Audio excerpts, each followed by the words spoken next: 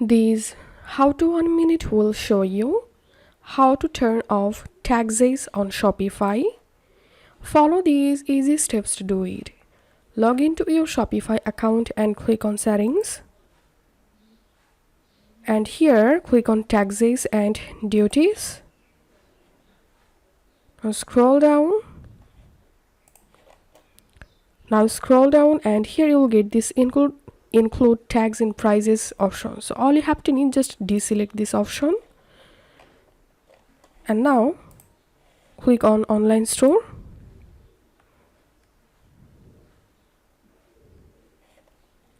And click on this three dot, click on edit default theme content. Click on this filter item box and right here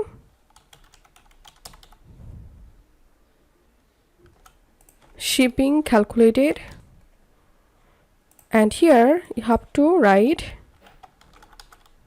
here you can write worldwide free shipping and click on save. And this is how we can remove taxes on Shopify.